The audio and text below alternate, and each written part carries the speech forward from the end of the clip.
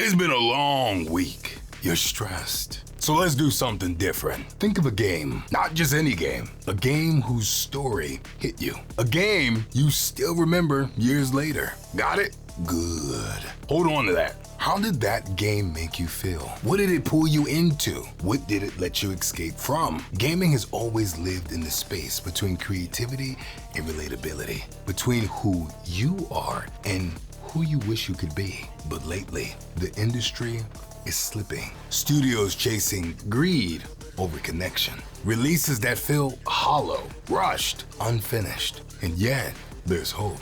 I'm an RPG fan. I love getting lost in worlds that feel alive, with stories that actually mean something. But those worlds don't happen by accident. They require someone who understands narrative on a level most people never think about. So I reached out to one of those people, Anna Megill, lead writer and narrative designer of Cyberpunk 2, the upcoming Fable, Avatar, Control, Dishonored, and more. We sat down and talked about what makes a story stick, why games feel different now, and whether the future of storytelling in gaming is still worth believing in. And after this conversation, I think it just might be. But first, that game you thought of earlier, drop it in the comments. I want to know which story left that unforgettable mark on you.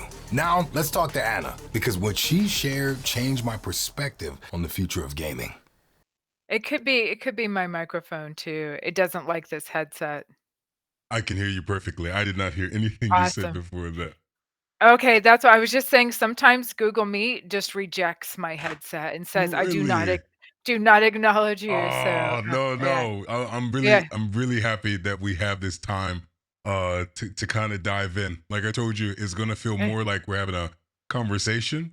And great. it is hilarious to me. I'm not gonna lie, because obviously when I had a chance to learn about more about what you did, when I first Uh-huh. found you on LinkedIn, you Mhm. look exactly how you look in your photos. And that's usually not what people would say, right? I'm like, you literally look like, I feel like I know you because I've already seen you so much.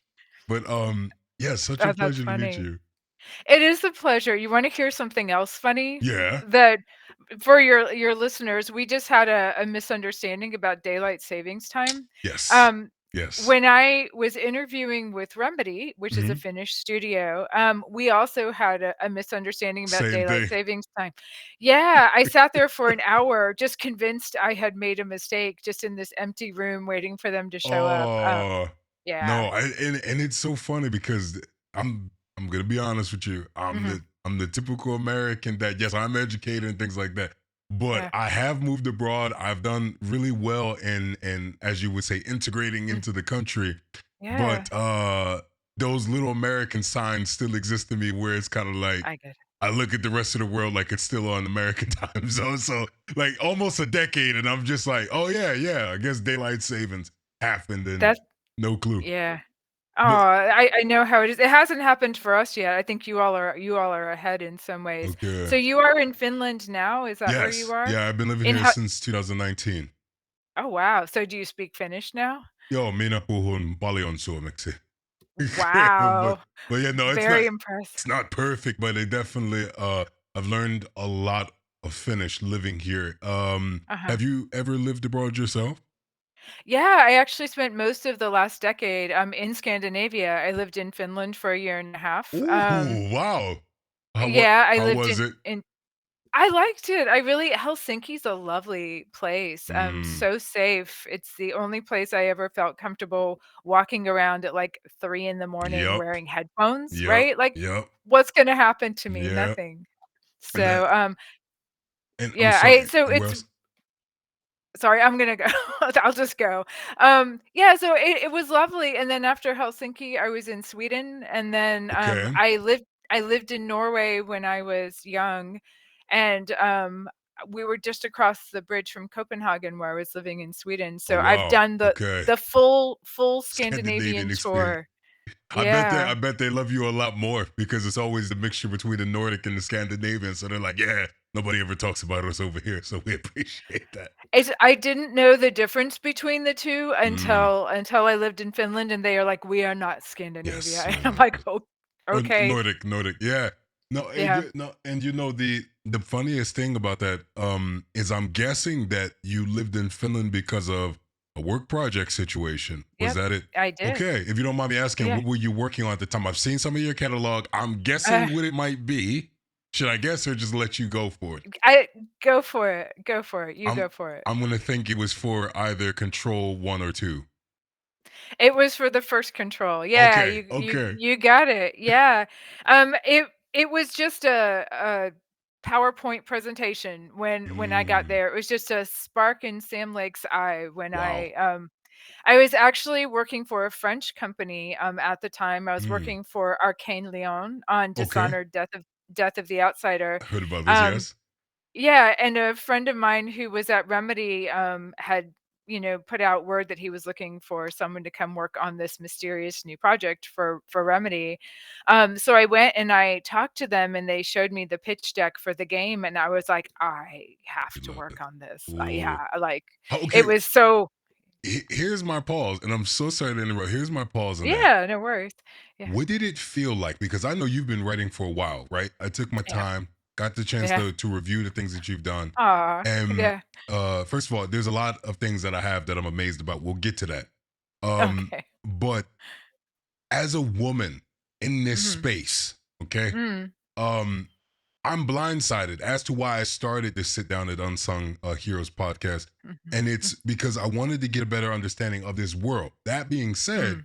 I understand that the gaming world, at least in the external sense, is male driven to the highest Yeah. degree. So, as a woman, not only Mm. being able to be a lead writer in this space, Mm. but working on a game with a female main character, how Yeah. did that feel? Like, what was it like? So there's 2 points. So yeah, it is a male dominated industry. It's still very male dominated, I'll be Yeah. honest, but it has gotten so much better in the Mm, time that I have been in the industry. The first company I worked at, there were 3 women, period. Like just 3 women at the whole company. And so I could go for days without mm, seeing another woman in a meeting. And that never happens anymore. Like there are mm, a lot more women in the space, and it's nice. Could be better, but we're making good of progress. course. But but if you've looked at my catalog, like there are a lot of lead female characters in the games that I've made, Yes, and yes. that's because I've advocated for that. I've been like, does this have to be a man, or is there something more interesting we could do here? What if we put a twist on it? Mm, For Control, for Jesse Faden, they already had plans, for, I probably shouldn't reveal what it was supposed to be, but let's just say there was a change, and when we made that change, we decided to go with Jessie as the lone female character. mm, So she already existed, and that was a huge incentive for me on that project, yeah, looking at her coming off of Dishonored, where I had Billy Lurk, yep, who is, black, queer, disabled, this amazing assassin character who had so much personality and so much going for her. And I'm like, after getting to have that experience, like, right. could I just go back and write bland, tough guy with stubble Yes. number 4, Yeah. right?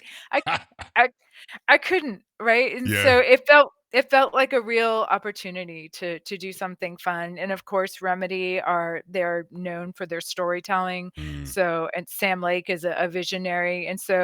And then they showed me the pitch deck, and it was so deeply weird in just mm. the right way that I like to be weird. So I it was a no-brainer. I had to say yes. So what we have to do now, and I think because this says a lot about the art, right? And getting to Mm, know more about what you do, I think it's best to know where you're coming from, right? mm, yep. And I just noticed right now in this second, I've been looking at my main camera and not at you. Uh-huh.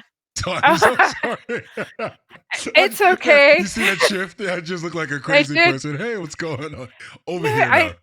I'm so used to that at work because people have their monitors with the Yeah, camera up over here. here and then their Yes. screen. Yeah, I'm so so sorry. I'm here with you now. it's Um, a but it's I'm really yeah. curious to know, um, in regards to you having these kind of roles that you've been able to be a part of Mhm, creating. mhm. What were those inspirations? Because I know gaming wasn't the first place that pulled you Yeah. into writing. So where did Mm. that kind of start, and how did that navigate into the gaming space of all things? It's weird, right? Especially when I got started, like, game writer as a job did not Yeah, exist, I like, could not imagine. not the way it does now, Right. but, I've always read a lot, and, Hmm. I do I can come see from them that. books. Yeah, work, that's just work, Okay, that's okay. just tools of the trade, but I've always read and been interested in storytelling, and watched a lot of film, and Yeah. really, even when I was a bartender, what I liked about bartending was talking to people at the bar and hearing their Mm, stories, and, like, I got to meet some real characters and people who had really interesting stories to tell. So, at a certain point, I looking back, I realized I've been interested in storytelling my whole life, and it seemed inevitable that I was gonna do something creative that didn't pay very well. It was pretty obvious from a young age that's the path I was on. But then I was playing a game as a bartender one night, and the writing in it was really bad. Like, mm. it was What, really bad what was writing. it? I don't wanna say because I know the person who wrote it, and I don't wanna hurt their feelings. They've improved a lot Fair since enough. then. Fair enough. It's the old games. They, Yeah, yeah, yeah, you yeah. know, had a lot of obstacles, let's say. But I looked at that and I thought, "I could write something this bad. I could Mm. do something at least this terrible," right? And that bar was so low Right. that I thought, "Why not? Why not Mm. give it a try?" And so I started doing some research to try to find out how you got into writing games. I ended up going back to school. I went to a very traditional liberal arts college and sort Wow. of made my own degree. I studied English language and literature and computer That's science my and kind major of, right there. English lit. hey, it's the best, Yes, it right? is. It is. Hey, wait. Yeah. English lit. But I was sitting there Mm. writing papers on the issues of fracking in Kansas. It wasn't very unique. But yes, I love literature and writing. So that's why I'm so excited to It- speak to you because yeah, continue. I don't want to interrupt more. that's still writing though, right? And we all have written things that maybe weren't our favorite topics, right? We've all had those. Right. But yeah, I mean, essentially, computer science and writing, you put those together and you've Mm, got game writing. mm. And I actually started in QA testing games when I was Okay. still in college. It's how I paid my way through school. Wow. So by the time I graduated, I was QA lead at a small game Mm, company, and I just kept asking to write things. I'm like, I can write that manual for you. I can write that FAQ for you. I could write the newspaper in the game for you. And they wow. kept giving me these small things to write so I could build up my portfolio. And that eventually translated into getting a job on a real writing team. And that's how I got in. And I tell this story and I feel really bad because that path doesn't really exist Yeah. anymore. It's hard to go Yeah. from QA to games. So yeah. Have you considered writing for games? Is that something that Me. ever interests? Yeah, You you. know, now I'm bringing up something that has little to do with that, but you know what's actually funny? This is, I Mm, guess, hilarious. yeah, And I'm gonna sound like every typical person that says mhm, this. So before I even do that, where I mhm, find my stories now, is we're just meeting for the first time. yeah, But I'm a content creator. I created a mhm, business here in Finland. I, created a following on YouTube and mhm, TikTok, IG, all of that. And that's where I really got to dive into it for the first time, is yeah, where I noticed, and I'm not going to say easy, that's not what I want to mm, say, but kind of like mhm, you said, the bad writing. I realized when I was yeah, making content, I was like, man, the way I think in general, I was like, so you mean all after that, the hook is to take yeah, a way of processing how I think of something and just make it interesting, or change angles with my camera to make it right? And when I yeah, first got like a million views and all of that, I was just like, oh, okay.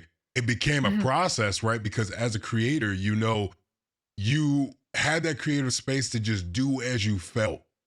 And mhm, then when eyes and attention comes to that, you start to leave that creative space a bit and cater more to what mhm, you think you're expected of. And that was a journey I started to go down, that I had to yeah, flip, and I don't know if you've ever had that in game writing. And we'll get into that, but to answer your question, pretty much the funny part is that I do have something that I want to write. I Mhm. actually did start writing it a while ago. I've been using something called Plot Factory. It's Okay. over a decade that I've been working on this. And no, when I mean that, it's not this Uh, dedicated. I just mean the process of where it started. The yeah, I get it. the title itself is called Rizon, but it's Mhm. RZON, and Okay. it's placed in because I'm a sci-fi fantasy liking guy. Uh-huh. It's based in pretty much like a fantasy world like that, and it's Mhm. multiple narrative similar Uh-huh. to like Game of Thrones, and that's where it became more Okay. difficult because I think Yeah. I went into this multiple narrative because I was Mhm. like, I really like to jump ship to tell parts of a story almost like it Yeah. is in real life rather than have to stick Yep. with this one person. So that's the Yep. closest I've gotten. Nothing incredible like what you're doing. But I Uh, am a voice actor, so I've got to do video games and things like that. yeah. But yeah, not to the degree of what you've done. Any games that I would know that you've been a voice actor in? Okay. This is funny now. You didn't put me out there. So I, as a voice actor, I've mainly been TV and commercial things like that. So like Porsche, Mhm. Mitsubishi, Hey. Jägermeister. But then Mhm. I got pulled on for two gaming projects, technically three. I'm not gonna count Mm. that, but two. The first one was Uh-huh. hilarious because I was a gay man on it's called Dead Island Dating or something like that. Okay, yeah. It's yeah, I don't know if you've ever heard of it, but it's really well done. But I was Mhm. this black guy with abs and an afro. But Yeah. it's a role playing game, but mainly probably for Yeah. homosexual men. And then Uh-huh. I also did recently. This is gonna I can't release anything, but it's going to be on IGN. But it's called Mhm. Canyons, and it's by a company Okay. called Red Ruins. That'll be Okay. releasing on PC and PS5 and so Uh-huh. forth, and I'm a god like being in That's that game. cool. So yeah, but yeah, I definitely you're poking at me because I've been told that I need to get more into game voice acting. But Mhm. I see that it's a huge sacrifice of time sometimes. So that's the only thing that withdraws me at times. No, I get it. You bring up an interesting thing because, I making a commitment to work on a game, like, obviously, we all want, like, the top talent to work on our games, Mm, but the amount of time that they have to give up, for a main character in a game is usually a lot more than an actor yeah, can give up, or that game companies can afford to pay for, right? yeah, So it's just interesting when you're booking, like, someone who's really famous, yeah. you're almost, like, begging them, "Hey, Oh, could please. we get 3 days of your time Yeah. for this, script that we have?" But it's always just such a joy to really work with someone who's incredibly talented, and, like, the voice actors that we have in video games who've been Mm. with us for a long time, like the Troy Bakers of the Oh world, for man, he example, is he right? is so well. I don't even understand. Like I'm a little bit annoyed and jealous, like a little bit, or Yeah. maybe I'll say envious, because it's not fair. Like I naturally am more so in the baritone bass voice, Mm, mm, and there's limitations, to mhm. some of the things I can do because of course, like I have the ability actually to Yeah. extend into some higher ranges. But as Mm, a voice actor, you're always honest, and yeah, can you scream in that? Can you whisper in yeah, that? Can you yep, maintain that for several sessions? No, it would yeah, destroy me. So I'm like, yeah, so it is annoying because I've been fighting against being yeah. the M-rated mature game guy for so long. I've always Oh, wanted to be in no. just like the cartoons and stuff, and they're like, no, bro, your voice is built for this. And I'm like, so I'm just like, and because the last thing, like you said, is kind of the fear of Mhm. even like Christopher Judge, right? Yeah, For God of exactly. War. That's a fear of Yep. mine because Mm, even though that's great, he gets that love and all of those things. Christopher Judge has been around since the late 80s, early 90s. Like yeah, that's terrible in a sense to erase that entire man's history for just this one voice. And to me, that's kind of my fear is to either be stuck with one voice I'm known for or to be mm, typecasted and not being able to like that's why Troy Baker as his voice type and his ability and range he's yeah. able to supersede even Michael Richardson Uh, is another yeah, one from Family Guy yeah. and from Oh, all of that. yeah, yeah. So yeah, but let's get back to your point uh in writing. So Mhm. being a writer, one Mhm, question that I have for you is how how much direction are mhm, you allowed to provide in writing? And is your writing, because mhm, I saw narrative as well connected to mhm, you as lead writer and narrative design. So mhm. what does that entail to be a lead writer on a project? It's different at every studio. Mm. Like sometimes on a small project, if you're lead writer, you might have a team of one or none, and Ah, so you're doing all of the writing for the project. wow. That's not usually the case for me because Mm, I work on these huge games, right? And there's no way one person could I write do, right. everything for them. There's just too much. So I these days I usually have a team anywhere from like 5 to 15 people depending on the Wow. project size. Um and my job is to come up with the main story of the game, decide what that's going to be, decide who these key characters are. All of this in collaboration with leadership on the project. It's not just me going, this I come down from my mountain with my story and here I hand it to you all to make. It's never like that. It's like making sure that we're all on board with it. It's a story everyone's excited about, Mm, that it sort of fits the vision for what they want to do with the game. Like I've worked on some sequels, so you have to make sure it fits into that universe and that that's sort of logically where the story of that universe was heading, and you're not doing something that's going to and break changing everything it, apart. right. Yeah, it's like, wow, you Wow. just completely contradicted our previous 4 games. Thank you very much. So you have to So educate yourself so much, huh? Like you have to you have to know that world. immerse, yeah. Ooh, Yeah, you have to play all the games, learn the lore. It's really like, and you have to do it quickly so you can hit the ground running. wow. And then once you have the story and you've worked that out, and that's just sort of the high level plot, like Mm, this is the basic story of the game. Then it goes down to the team and you oversee their work and just sort of develop that. And it turns into quests and side quests and character moments and all these little things that make the game actually the experience that players have of it. wow. So yeah, I mean, sometimes as a lead writer, I've done very little writing. I have to Mm. be honest, and it's more about nurturing my writers and making sure that the writing is consistent and they're doing high quality work. But I've been so lucky to work with just phenomenal writers in my career. So yeah, So I it's been easy. Yeah. so with that being said, I'm gonna give you a Hmm. two-parter. One doesn't have to be exactly a question, the second one for sure. Hmm. The first statement really quickly is that explains a lot.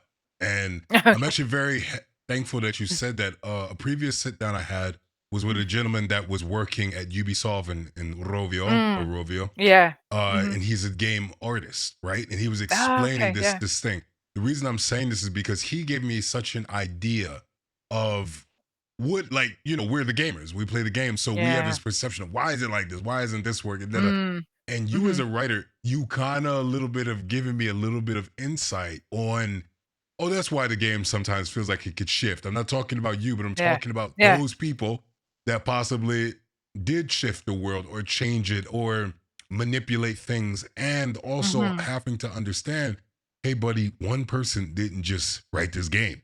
So of Yeah. course there's human flaw, there's the best Mhm. possible ability to have a great collaboration that sometimes works, but Mhm. to the question point, I'm really curious as well with you being on these projects Mhm. when it comes to writing, because you said that you kind of create that world, you create Mhm. the concept around it. How did Mhm. it feel? Because you said before small teams, right? Or Mhm. just no Yep. team. Mm. Yep. This is where the struggle for me would come. Coming from a place of I'm creating this world and now I have to share it with 5 Yeah. or 15 people that are Yep. going to contradict some things that I want to do, shift, give me ideas that I have to be like no or Mhm. yes. You know, that's a ability to be open book like that and not shut off and being like Yeah. it's like this because this is what I believe. How do you have that? Is that something you developed or you kind of naturally had? I I think I naturally had it because I love game writing. Mm, I've written books now. I've written other things, and I can be absolutely honest and say I know why I'm a game writer now. mm, Sitting alone in a room and writing a book by myself was not enjoyable. I used to lie on the kitchen floor and just grown a lot. It was really difficult. But when you have a team, you're collaborating with them. And when everything's going the way that it should, they're not changing your game. They're making it better. They're making Wow. it richer. They're bringing their own experiences to it. Like it's a discussion, right? They're like, "Hey, I have this idea for how it could be. What do you think of this?" And you Mm. talk it through and you're like, "Yeah, that's actually a great idea. That's better than what I was thinking." So they go off and they write it, and then the voice actor brings it to life, and it's even better. And our incredible artists put it in this world. And suddenly you see this thing that was in your head that was All kind of up. this half-formed idea, Wow. that you thought was good, suddenly is amazing. And it's not because of you, it's because of everybody, right? Mm. And that's the magic of video games, is that everyone works together to create something greater than the sum of its parts. And it's I love it. It's That so is, good. you make me now. You're making me want to maybe more get involved because, like, I'm like, especially living here in Finland, being surrounded, it is a little Yeah. bit more tight knit because I'm aware that here in Finland, other than Uh-huh. Remedy, Finland is Yeah. mainly a mobile game center. I don't think it's True. very huge on AAA games and such. So I think that there is that limitation. But Mhm. um, for But you example. also have Housemarque there, the Returnal folks. You are Yeah. true. That is right. You're right. Okay, because that might be Yeah. worth the time to go because um You uh should talk to my friend Avi Korhonen, who lives there. Who lives there? She doesn't live at Housemarque. She works there. She's their lead narrative designer. okay, So I'm gonna give me yeah, those details. I'll take those I details will. to I'll reach out to shoot her. you her info. Yeah, she's great. She's there in. Are you in Helsinki or I'm right outside of Helsinki. I don't think I would live in Helsinki. Nothing wrong with no? that, but I really enjoy. I have two big dogs family, so I kind of like the land and space that Yeah, we have. I get But it. I'm there all the time for Yeah, work. But you got to get I. outside of Helsinki to experience Finland because it's more like they're trying to be more universal. If like try to Yeah, be more yeah. But yeah, so the other question I had now that I Mhm. wanted to bring to your attention. I know that we live in a time now where Yes, we do. yeah, we live in a time now, but we live in a time now where AI is being integrated in many ways, right? Yeah, yeah. I work in the field with my company called Creative Marvel Mhm. Media. We work Mm. specifically with gaming and for Uh-huh. branding and social media. Okay, We're interesting. providing voice acting, animation, motion Mm. graphics, but we even Wow. switched now to commercial. The reason I'm bringing Okay. this up is because AI has a high Mhm. effect, right? And what Mm. we're trying to do is learn how these Mhm. tools function to Mhm. better integrate them rather than be dismissed and pushed off by them, right? I hear you. Um, Yeah. so it's not easy, right? And this is a tough time. So for you being a writer, is Mhm. that of any concern to you of writing? Because we know people are people, and having that human Mhm. connection and the strings that we need to be involved in Mhm. a true story, I think that's Mhm. irreplaceable. So when it comes to Mhm. AI and writing, how do you feel Mhm. that takes part in your life and or might affect positively or negative your journey?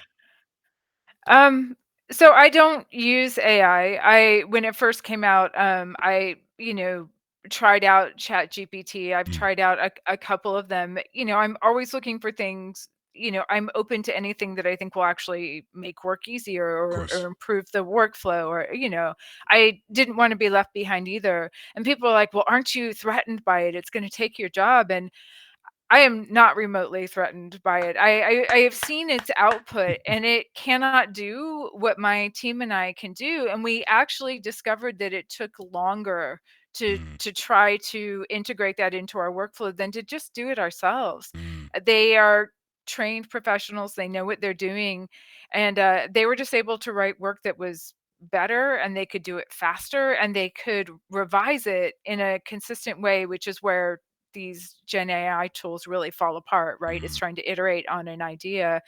Um, and we just haven't found any need for it. And I have looked at it before. I'm like, okay, maybe it can summarize something, and I found that it couldn't consistently do that either.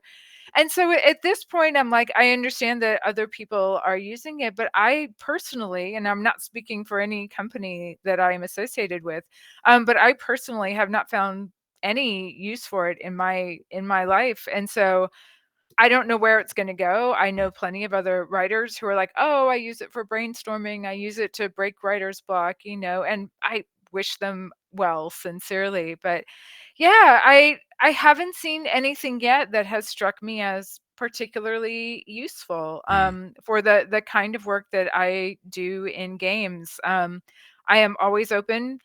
Maybe it'll change. Maybe it'll suddenly right. become a better writer than I am. I have not seen that. Mm, And I almost feel like, the chess champion going, I can beat a computer, but so far I can, and I'm not worried about it. But I I think I'm starting to build up an antipathy toward it too, because it's being shoved in our the faces so faces. much too, right? Um, and it's like I think if they had just allowed people to sort of find their own uses for it, there wouldn't be this huge backlash against it. But 100%. 100%. yeah, And I will just verify that with you. I think that okay.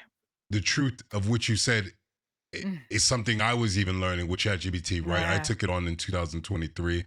And Mhm. I had noticed over time, I was like, I see what it is. I see where the main Mhm. issue is. Mhm. It's kind of like Google and how Yeah. Google was in the concept of Mhm. saying, if you, like you, are a professional in your space, Mhm. you know the questions to ask. You also Yeah. understand the relative answer and or resolution. And I think the Yeah. problem with ChatGPT is people are asking questions they have no insight on. So Yeah. now you're just taking in information that might be wrong. Compared Yeah. to me, let's Exactly. say an editor thing or a color grading thing, you with writing a Mhm. story and you Mhm. kind of are analyzing a bit, hey, when it and it gives you this response. And many times I've been to ChatGPT, no, that actually doesn't make sense. That's not right. Yeah. That's not even what I'm asking Yeah. for. Oh yeah, you're right. And so like you Yeah. said, but coming back, um, I I'm gonna ask a question that I know technically I messaged you this, but I want to hear it Yeah. on Candy Camera. All right. No, but I want to. Yeah. um, you have games like Fable under your belt, Yep. Dishonored, Avatar, Mhm. Mhm. Control 1 and 2. You have your own Just personal the first. one. Excuse Just me. the That is, first. you're right. You're right. The Yeah. first that always has to Take no stand out. credit. That. Take no credit. Yeah. I heard the first one did pretty good. But It yeah, was all right. Yeah. so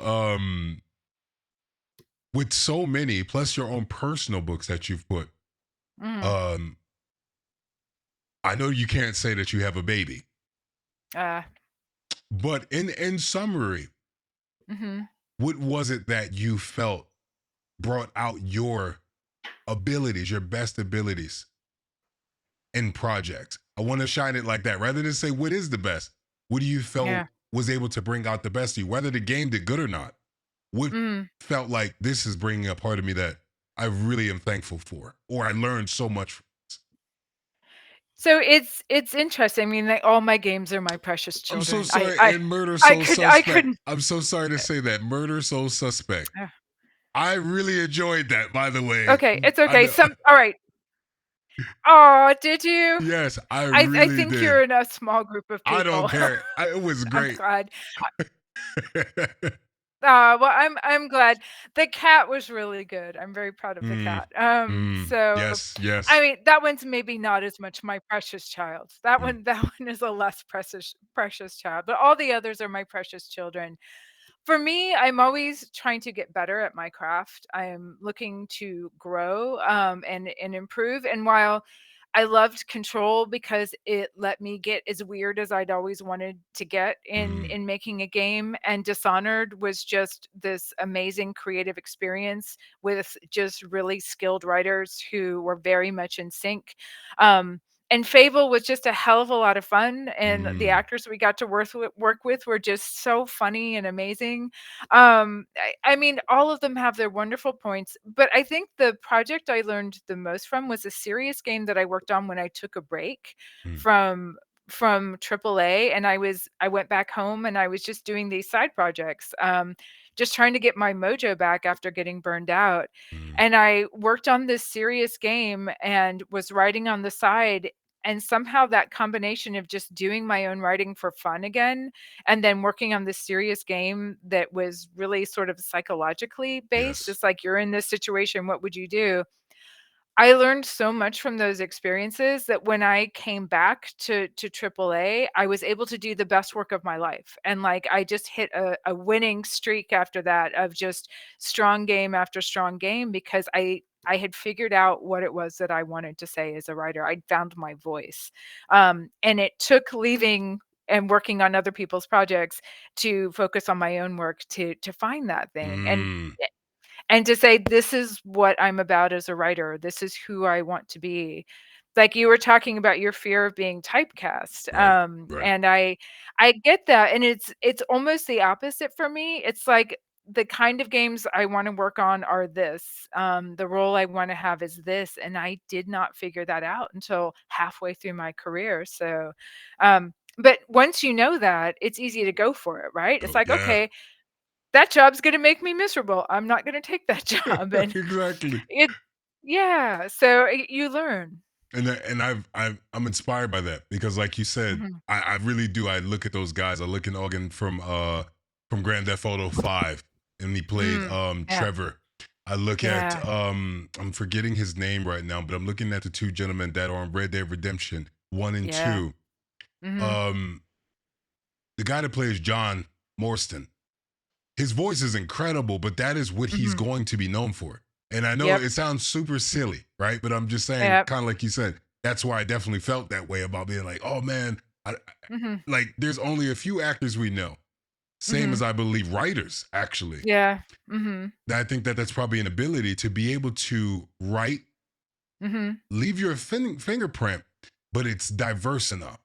Where if Yeah, I look on this actor on the screen, I believe they are who they say they are, rather than being yeah. like, oh yeah, that's Kevin Hart, that's Dwayne Johnson. Like it's Playing a amazing. role, yeah, It's amazing yeah, when people can become something you haven't seen. Kind of like Johnny Depp is famous for. You know it's Johnny Depp, but you start to believe the character so much. yeah. And Yep. same in writing, Mhm. every book that I read of Stephen King is written. I know it's Stephen King. Like it's like Yeah. so it's so rare that you can find writers that like yourself in Mhm, video games that mhm, you can diversify and hoppity hoppity hop. And like, what does Avatar have to do anything with Dishonored? What does Dishonored have to do anything with Fable or Control? It's so mhm, rare. And Murder Suspect. It's so like distortingly different.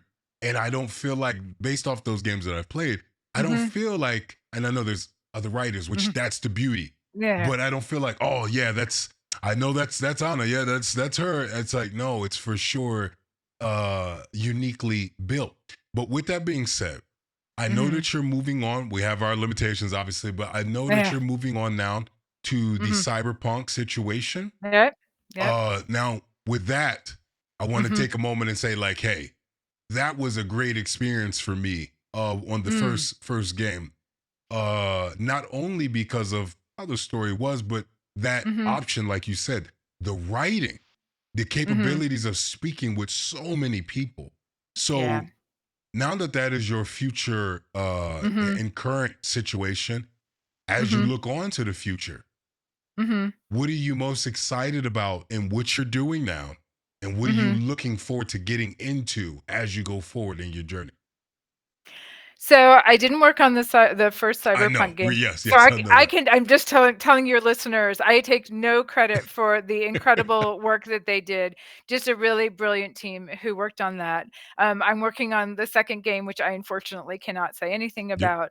Um, but I think I don't know how much you know this, but the games industry is kind of on fire right now. We're going through a big transition. There are a lot of studios closing. There are a lot of Mm, people being laid off. And for me, every day, I'm just incredibly grateful to go into work with a team that is so smart and so talented and who believe in their work. mm, And to just, I'm excited to wake up every day and to go make this thing with them.